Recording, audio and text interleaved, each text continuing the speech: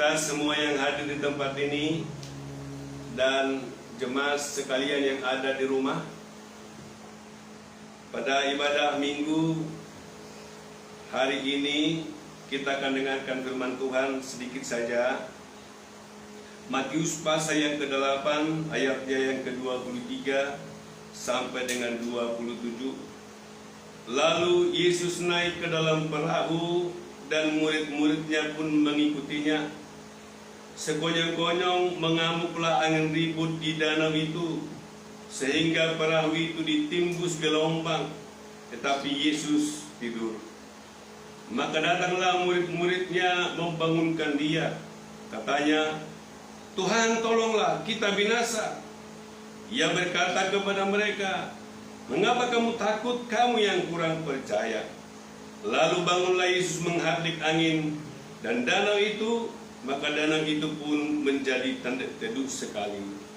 Dan heranlah orang-orang itu, katanya, "Orang apakah dia ini, sehingga angin dan danau pun taat kepadanya?" Itulah firman Tuhan bagi kita pada hari ini. Ayat-ayat sebelumnya atau perikop sebelumnya, sebelum kejadian tentang angin ribut ini, maka ada 3 perbuatan ajaib Tuhan Yesus.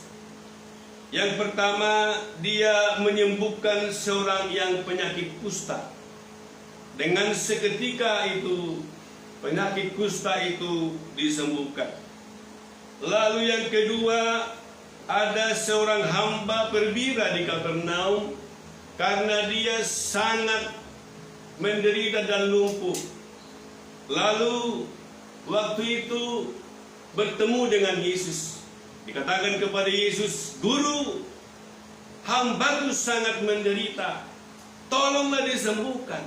Lalu Yesus berkata, "Ya, saya datang ke rumah." Seperti itu terjemahan bebasnya. Tetapi perwira ini berkata, "Oh jangan, saya seorang bawahan dan saya juga mempunyai bawahan.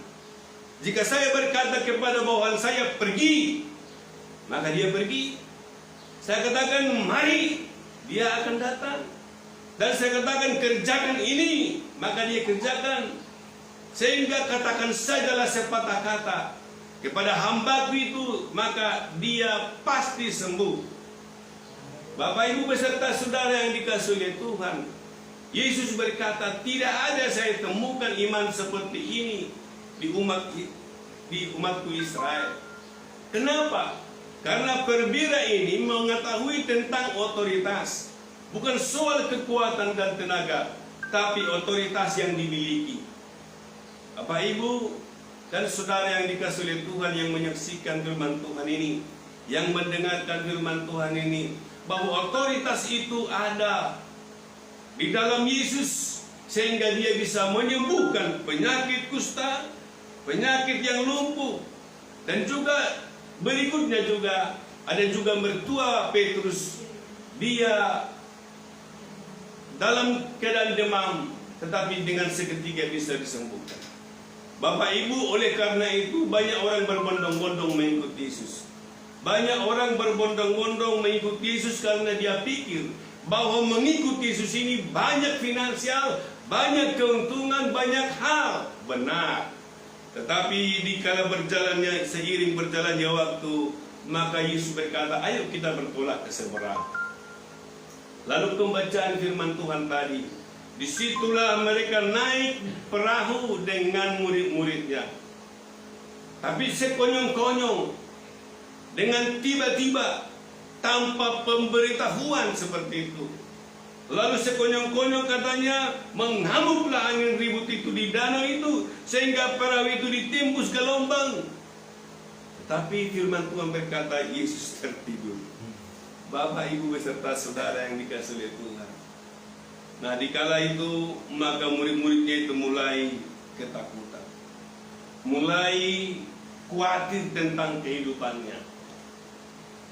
Lalu Bapak Ibu dikatakan di sana, waktu Yesus bangun dia berkata, "Mengapa kamu takut, kamu yang kurang percaya?"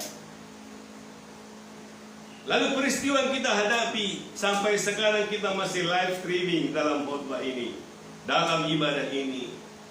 COVID-19 ini pun sekonyong-konyong datang. Tidak ada orang yang menduga. Semua dunia ini dilanda oleh COVID-19 ini. Ada yang delta lagi, ada yang gamma, macam-macam ini. Sekonyong-konyong ini bisa datang di daerah kita. Sekonyong-konyong ini bisa datang di tempat kita. Tetapi bagi orang yang percaya, bagaimana Yesus berkata, jika mereka takut dikatakan, jangan takut. Persoalannya, saudara yang dikasih oleh Tuhan, sebagai manusia ada ketakutan. Tapi satu hal yang kita ingat, kalau Yesus bersama-sama dengan kita, persoalan boleh ada, masalah boleh ada. Kita juga bisa kemungkinan kena COVID. Tetapi satu hal yang dikatakan Yesus, jangan takut. Puji Tuhan. Kenapa jangan takut? Karena Yesus ada. Saya tidak tahu apakah Yesus memang sengaja tertidur, Bapak Ibu beserta saudara yang dikatakan itu. Tapi faktanya itu, ya. Karena apa? Karena dikala ketakutan itu ada, dikala suasana batin itu mencekam, sama seperti sekarang ini kita takut kemana-mana. Kita takut menjamah sesuatu, kita takut berbicara kepada orang. Benar, kita harus taat kepada protokol kesehatan, tetapi di atas semuanya itu, saudara harus mempercayai Tuhan sebagai penolong dan penghiburmu. Puji Tuhan. Itulah yang perlu kita aminkan dalam kehidupan kita. Kalau tidak, Bapak Ibu, coba saudara bayangkan, Yesus bersama-sama dengan mereka. Pernyataan mereka ini yang mengagetkan saya, saudara. Dikatakan, katanya, Tuhan tolonglah, kita binasa.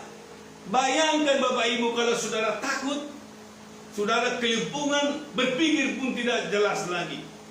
Saudara bayangkan mereka bersama Tuhan Yesus.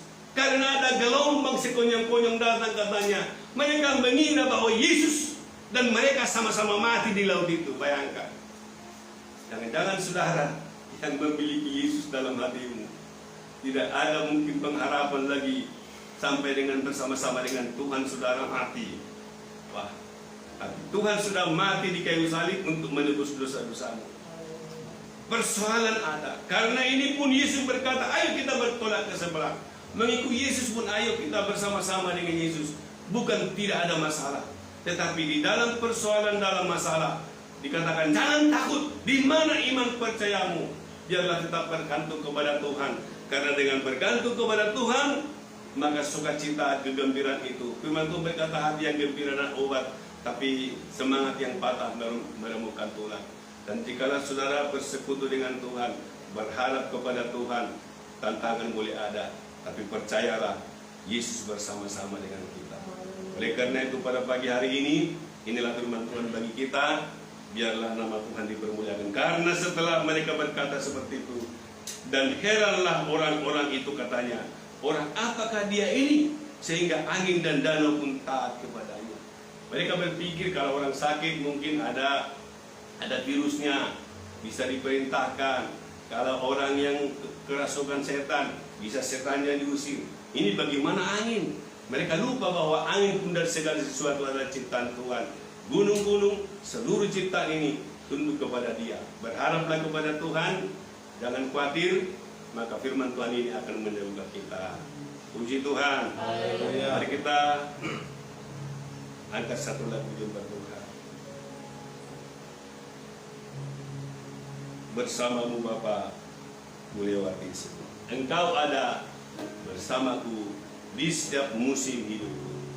Musim persoalan bisa berganti, silih berganti, tapi orang yang berharap kepada Tuhan memiliki kekuatan yang bersama Bapa.